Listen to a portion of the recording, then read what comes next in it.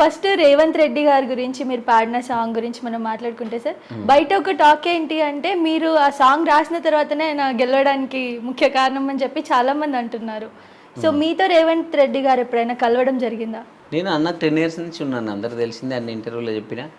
So ఆయన ఇప్పుడు తెలంగాణ పులిబిడ్డ 2 3 రంగుల జెండా వరకు, ఇంద్రవెల్లి కొండల్లో దండు కదిలిందో ఆయన సభ ప్రారంభించిన ఇంద్రవెల్లి రోజు కూడా ఎప్పుడు అన్నకు పాట అవసరం ఉన్నా నేను ఆయన గుర్తొచ్చే మొదటి పేరు చివరి పేరు కూడా నేనే ఉంటాను ఆయనకి. సీఎం కలిసారా సార్, మాట్లాడారా? సీఎం మాట్లాడాను ఫోన్లో. ఓకే. నేనేంటంటే ఇక నాకు అన్నకున్న అనుబంధంతో ఇప్పుడు ఆయన సీఎం అయితే ఆయన ఆ 10 ఏళ్ళ నుంచి మా ఇద్దరి మధ్య ఉన్న ఆ క్లోజ్నెస్ వల్ల నేను వెళ్ళి ఊరికి అందరిలాగా అలా ఒక సెకండ్లో ఫోటో దిగేసి బొకే ఇచ్చేసి మాట్లాడితే మనకు సాటిస్ఫాక్షన్ ఉంటుంది, ఏదో మిస్సింగ్ ఫీలింగ్ ఉంటుంది. అన్న నాకు పురుసత్తుగా టైం ఉన్నప్పుడే పిలువు, ఓ గంటనే నేను నీతో కూర్చోవాలని చెప్పి నేను కింద బ్రదర్స్కి వాళ్ళకి చెప్పాను. సో ఆ టైం పాపం ఆయన ఇప్పుడిప్పుడే కదా అన్ని సెట్ చేసుకుంటున్న ప్రాసెస్లో టైం దొరకట్లేదు. నాకు తెలిసి 1 weekలో ఎప్పుడో దొరుకుతుంది. తను చెప్పడం జరిగిందా లేదా మీరే ఓన్గా సృష్టించి అవి లిరిక్స్ అవి రాశారా? అన్ని పాటలకి అన్న పిలుచుకొని గంటలు నాకు ఫీడ్బ్యాక్ ఇచ్చినవన్నీ చాలా ఉంటాయి ప్రతి సాంగ్కి. ఓకే. ఈ సాంగ్ మాత్రం ఏంటంటే అప్పటికి అన్నకి పీసీసీ అయ్యే టైము, రేపు ప్రమాణ స్వీకారం చేసి రోజు ఇదే ఇప్పుడు కూర్చొని ఇంటర్వ్యూ ఇస్తున్న ఈ సోఫాలో ఉన్న ఇదే ప్లేస్లో కూర్చొని అన్నకి రేపు పాట కావాలి కదా ఆయన ప్రమాణ స్వీకారానికి. సో అప్పటిదాకా తనని టీడీపీ లేకపోతే ఇంకే వేరే పార్టీ నుంచి వచ్చిన అందరూ అలాంటి టాకే ఉండే, ఇంకా కాంగ్రెస్ వర్గాలు అతన్ని ఓన్ చేసుకోలేదు. సో అలా ఓన్ చేసుకునేలాగా ఆ పాటతోటి ఒక పాజిటివ్ వైబ్స్ క్రియేట్ అయ్యేలాగా ఏం చేయాలని చాలా ఒక 2 hours బాగా ఆలోచించి టకటక వరదలాగా ఆల్రెడీ అన్న మాకు ఇచ్చిన ఫీడ్బ్యాక్ ఉంటుంది కదా ముందు. ఈ పాటకు పర్టికులర్గా కూర్చొని నాకు ఏం చెప్పలేదు, కానీ బిఫోర్ సాంగ్స్కి చెప్పిన ఫీడ్బ్యాక్ అంతా నా బ్రెయిన్లో ఉండిపోయింది. సో ఆటోమేటిక్గా అలా వచ్చేసింది. అండ్ మనం ఫాలో అవుతాం, మనం కోరుకుంటాం కదా. సో నాకు అత్యంత క్లోజ్గా ఉండే రాజకీయ నాయకులు రేవంత్ అన్నే మొదటివాడు. అంటే ఈరోజు ఏదో సీఎం అయ్యాడని మీకు చెప్పట్లేను, మీరు నా ఫొటోస్ అన్ని చూసుకున్నా కూడా మీకు తెలుస్తుంది. 2015లో నన్ను ఎవరు పట్టించుకోలేదు, ఇప్పుడంటే ఓకే. ఆ రోజే నాతో తెలంగాణ పులిబిడ్డ పాట చేయించుకున్నారు కదా. సో ఆ అనుబంధం ఏంటో మీకు అర్థమవుతుంది. కాబట్టి ఎక్కువ అసోసియేట్ అయి ఉన్నది ఆయననే. కాబట్టి అన్న ఎప్పటికైనా విజయం సాధించాలి అని ఒక పాట కూడా చేసాం మధ్యలో, కథాగానం రేవంత్ అన్న. దాంట్లో కూడా చెప్తాం, చరిత్ర ఎప్పుడైనా పోరాట యోధులకే చేయెత్తి నీ మనసారా కొడుతుంది, ఆ లెక్కలో అయితే అతి త్వరలో నీ లక్ష్యం ఫలించి నేను శిఖరం చేరుస్తుంది అని ఒక పదం ఉంటుంది. జస్ట్ 1 year బ్యాక్ ఆయన బర్త్డేకి. సో ఆ రోజు నేను ఆ పాటలో ఎండింగ్లో చెప్పా, అదే నిజమైంది. అంటే మనస్ఫూర్తిగా లోపల నుంచి చెప్పాను. అది 3 రంగుల జెండాలో కూడా ప్రతి పదం నా మనసులోంచి, నా హృదయంలోంచి అన్న కోసం ఉప్పొంగిన పాటే. అందులో మీ ఫేవరెట్ లైన్స్ ఏమైనా ఒక 2? దాడులెన్ని జరిగిన గాని దడవలేదు రేవంత్ అన్న, అంతకంత ఎత్తుకు ఎదిగాడో, అసలాట నేడే మొదలంటున్నాడు, 3 రంగుల జెండా బట్టి సింగమోలే కదిలినాడు, ఒక్కరో కాంగ్రెస్ సూర్యుడు అని ఒక లైన్ ఉంటుంది. అంటే అంత మాస్ పాటలో అంత అందరినీ ఒక హిస్టీరియా వచ్చినట్టు ఊగించే పాటలో కూడా అన్నకు సంబంధించిన చిన్న సింపతి లైన్స్ ఉంటాయి. అంటే దాడులు ఎన్ని జరుగుతున్నాయని ఆయన దడవలేదు. ఒక సీఎం రేంజ్ వాళ్ళు ఆయన టార్గెట్ చేసినా కూడా ఆయన దడవకుండా తన అంతకంతకు ఇంకా ఎక్కువ చేసుకుంటూ పోయాడు. అందుకే ఆయనకి చరిత్ర ఈరోజు నమస్కరించింది అన్న సెన్స్ దాంట్లో ఉంటుంది. నేను ఏ పాట చేసినా కూడా కొన్ని అది జనరలైజ్ కూడా ప్రజలకు ఉపయోగపడే అంశాలను నేను పెడతాను, అది పొలిటికల్ సాంగ్ అయినా. సో అందులో పోరాడే ప్రతి యోధుడికి ఉపయోగపడే పదాలు కొన్ని ఉంటాయి. అవి సార్ మరి పాడడం ఎందుకు పాడలేదు? అంటే సెట్ అవ్వదు అనిపించిందా? నేను బేసిక్గా మీరు అబ్జర్వ్ చేస్తే పొలిటికల్ సాంగ్స్ పాడరు. నా వాయిస్ కూడా చాలా మంది ఫ్యాన్స్ ఉంటారు. వాళ్ళు ఫ్యాన్స్ అని అనడం కంటే కూడా ఒక ఎమోషనల్లీ కనెక్ట్ అయి ఉంటారు. చరణ్ అర్జున్ అన్న వాడితే అంటే 100 మంది ఉంటే 99 మంది లేకపోతే 90 మంది 80 మంది నాకు తెలిసిన వాళ్ళు నా పాట ఫాలో అయ్యే వాళ్ళు నేను చెప్పాను, కానీ 9 మందే ఉండొచ్చు అందులో. కానీ ఆ 9 మంది డై హార్డ్ ఉంటారు, పిచ్చిగా ఉంటారు. సో వాళ్ళు కాంగ్రెస్లో ఉండొచ్చు, టీఆర్ఎస్లో ఉండొచ్చు, బీజేపీలో ఉండొచ్చు, టీడీపీలో ఉండొచ్చు, ఇంకెక్కడైనా ఉండదు.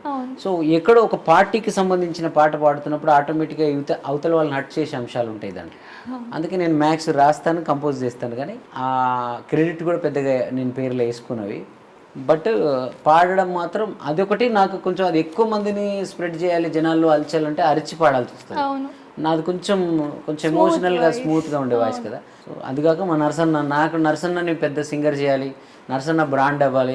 నరసన్నని చాలామంది అంటే ఆయన ఏం సింగరు ఒకటే పాడిస్తారు ఏంటప్ప అని మా మ్యూజిషియన్స్ మమ్మల్ని అనే రోజులు కూడా ఉండే. నరసన్న కూడా చాలాసార్లు ఫీల్ అయ్యేవాడు అప్పుడు. సో లేదు, నరసన్న గొంతు కోసం ఒకరోజు ఈ జనం అంతా అంట పడాలి, ఆ నరసన్నని కూడా బ్రాండ్ చేయాలి. నేను చాలా వేదికల్లో ఇంటర్వ్యూలో కూడా చెప్పాను అప్పుడు, ఈయనది పెద్ద రేంజ్ వాయిస్ ఇది, పాన్ ఇండియా రేంజ్లో, అంటే ఓన్లీ మ్యూజిక్ కోసమే ఈయన ఉండి సాధన చేసి ఉంటే మాత్రం ఓ పెద్ద రేంజ్ బాలీవుడ్ సింగర్ అంత స్థాయి ఇతనికి వస్తుంది అని ఆ రోజు నేను వేదికల మీద చెప్పేవాడిని. సో అంత రాకపోయినా అట్లీస్ట్ ఈ పొలిటికల్ సీజన్లో ఈ పొలిటికల్ లీడర్ల వరకైనా ఆయన ఈరోజు స్టార్ సింగర్ అవ్వడం అనేది, అందుకే నరసన్నకి అయితే ఆయనకు కూడా హెల్ప్ అవుతుంది, నరసన్న వాయిస్ అయితే బాగుంటుందని పాడించాను.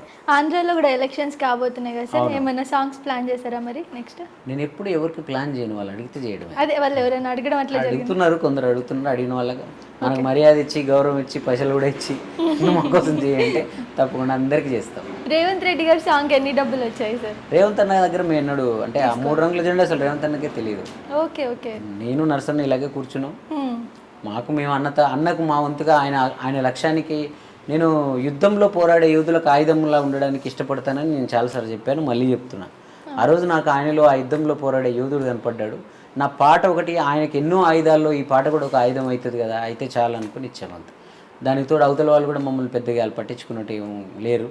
సో దానివల్ల మనల్ని గౌరవించి మనల్ని ఇష్టపడి మనతో మాట్లాడే మనుషులకి మనం ఉపయోగపడాలి కదా.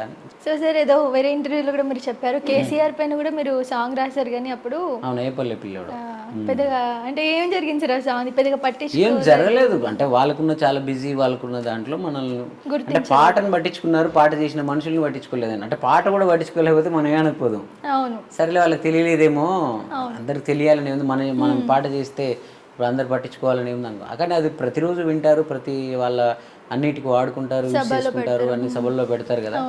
దీని కారకులు ఎవరు, దీన్ని క్రియేట్ చేసిన వాళ్ళు ఎవరని అడగడం మినిమం, మనం ఆశించడం తప్పేం కాదు. వాళ్ళు దాన్ని మరి వాళ్ళ మధ్యలో ఏం జరిగిందో మనకు తెలియలేదు. బట్ ఏదైనా మనం మనుషులం కదా, సహజంగా మనలో కొన్ని చిన్న చిన్న ఎమోషన్స్ ఉంటాయి కదా, ఆ రోజు అలా నేను ఫీల్ అయ్యి చెప్పాను అంతే.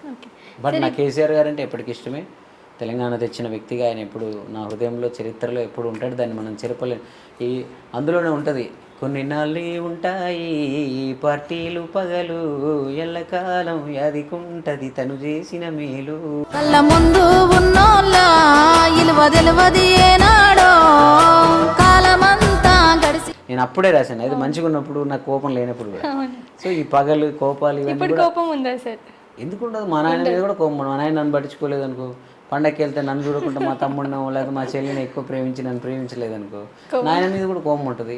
అది కోపం తప్ప అదేదో వేరే పార్టీ కాదు, ఇంకో వివక్ష కాదు. నాకు పార్టీలు అంటే నాకు టీఆర్ఎస్ జెండా ఏంటో తెలియదు, దాని రంగు ఏందో కూడా తెలియదు. కాంగ్రెస్ ఇప్పుడు రేవంత్ అన్న అంటే ఇష్టం కదా, రేవంత్ అన్న గుర్తయిందని ఎవరిని అడిగితే నేను అవును ఏం గుర్తు ఉండే అనుకుంటుంది. నేను ఇవాళ ఏం వారం, ఇవాళ ఎంత డేట్ కూడా నాకు తెలియదు. సో నేను పాటలు, నా ప్రపంచం ఇదే, నన్ను ప్రేమించే వాళ్ళని, నన్ను గౌరవించే వాళ్ళని నేను గౌరవిస్తాను. ఆంధ్రాలో ఎవరు గెలుస్తారు అనుకున్నారు సార్? నేను అదే చెప్తే మళ్ళీ రాజకీయాలు. పవన్ కళ్యాణ్ గారి గురించి మీ అభిప్రాయం? పవన్ కళ్యాణ్ గారు పవర్ స్టార్, సినిమా హీరోగా నాకు చాలా ఇష్టం. ఆంధ్ర రాజకీయాలు నాకు తెలియదు కదా, అక్కడ ఏం జరుగుతుంది, నేను తెలంగాణ వాడిని కదా, అవగాహన ఉంటుంది కదా ఏం జరుగుతుందో అని. ఇప్పుడు నువ్వు ఎమ్మెల్యేగా పోటీ చేస్తున్నావు అనుకో, ఈ క్షణం నువ్వు నన్ను పాట అడిగావు, పాట అడిగితే నీకు తప్పకుండా నీ గురించి నేను ఆ క్షణం స్టడీ చేయడం మొదలు పెడతా. ఓకే, ఎందుకు? పాటకు నాకు అవసరం కాబట్టి. నాకు అవసరం లేని విషయాన్ని నేను అసలు పట్టించుకోను. ఓకే. సో ఇప్పుడు ఆంధ్ర రాజకీయాలు నాకు అవసరం లేదు. ఎవరు మంచోళ్ళు గెలవాలి, నాయకులు రాష్ట్రాలు బాగుండాలని ఒక పౌరుడిగా కోరుకోవడమే తప్ప.